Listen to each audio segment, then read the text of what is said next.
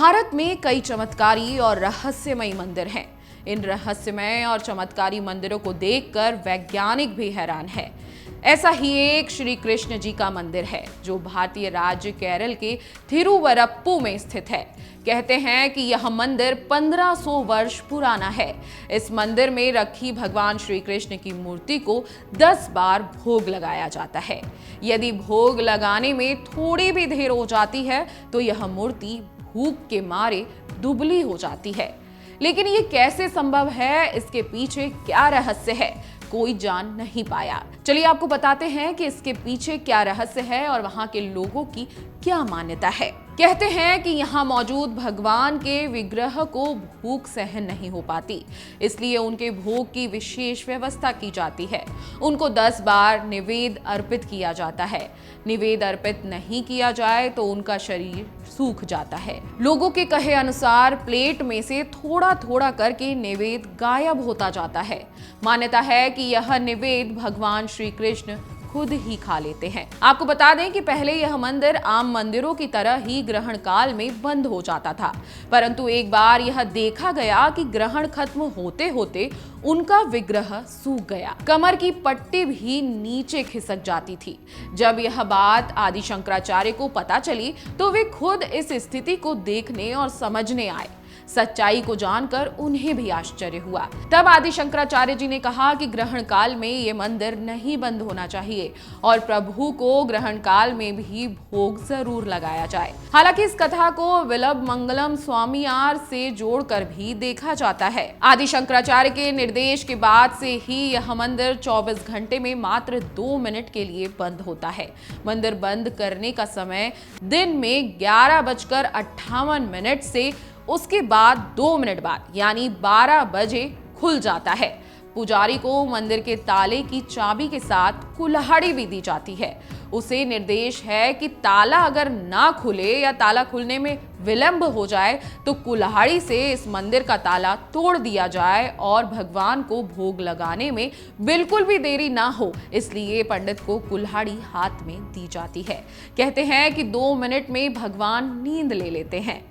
भगवान के अभिषेक के दौरान भी इस अद्भुत घटना को देखा जा सकता है, क्योंकि अभिषेक में थोड़ा समय लग जाता है। उस दौरान उन्हें निवेद नहीं चढ़ाया जा सकता, अतः नित्य उस समय विग्रह का पहले शरीर और फिर पूरा शरीर सूख जाता है। वहां के लोग कहते हैं कि इस दृश्य को हमने अपनी आंखों से देखा है और यह दृश्य आश्चर्य पैदा करता है। यहाँ आने वाले हर भक्त को भी प्रसाद दिया जाता है। बिना प्रसाद लिए भक्त को यहाँ से जाना मना है। मान्यता है कि जो व्यक्ति इनका प्रसाद जीभ पर रख लेता है उसे जीवन भर भूखा नहीं रहना पड़ता।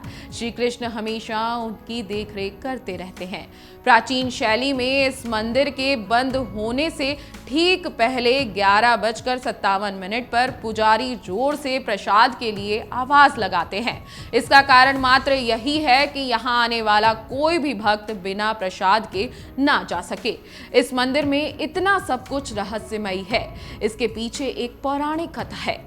मंदिर से जुड़ी किंवदंतियां हैं कि वनवास के दौरान पांडव श्री कृष्ण की मूर्ति की पूजा करते और उनको भोग लगाते थे। उनका वनवास यहीं तिरुवरप्पू में समाप्त हुआ और मछुआरों के अनुरोध पर उन्होंने इस मूर्ति को यहीं छोड़ दिया था।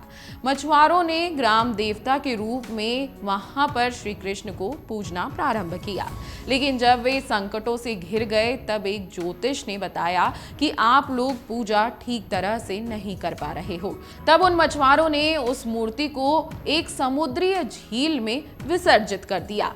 फिर कालांतर में केरल के एक ऋषि विल्लभ मंगलम स्वामी यात्रा कर रहे थे तो उनकी नाव एक जगह जाकर अटक गई। लाख प्रयास करने के बाद भी नाव आगे नहीं बढ़ी। तब उन्होंने नीचे डुबकी लगाकर देखा तो वहां एक मूर्ति थी। उन्होंने उसे बाहर निकाला और नाव में रख लिया। फिर वे नाव से उतरकर एक वृक्ष के नीचे कुछ देर आराम करने के लिए रुक गए और पास में ही उन्हें वह मूर्ति भी रख दी। एक झपकी लेने के बाद जब वे उठे तो उन्होंने उस मूर्ति को भी उठाने का प्रयास किया, परंतु वह मूर्ति वहीं भूमि पर चिपक गई। ग्रामीण की मदद से लाख कोशिश करने के बाद भी मूर्ति वहां से नहीं हिली और ना ही उस मूर्ति को कोई वहां से हिला पाया। इसके बाद ऋषि मुनि ने वहीं पर मूर्ति की प्रतिष्ठा कर दी। बाद में यह जाना गया कि इस मूर्ति में कृष्ण का भाव कंस को मारने के बाद के क्षणों का है, जब उन्हें बहुत भूख लगती थी। इस मान्यता के चलते निरंतर इस मंदिर में भोग लगाया जाता है और भगवान श्री कृष्ण का साक्षात चमत्कार यहाँ के लोग देख पाते हैं। अगर आपको हमारा ये वीडियो पसंद आया हो तो हमारे चैनल जीवांजलि को सब्सक्राइब करें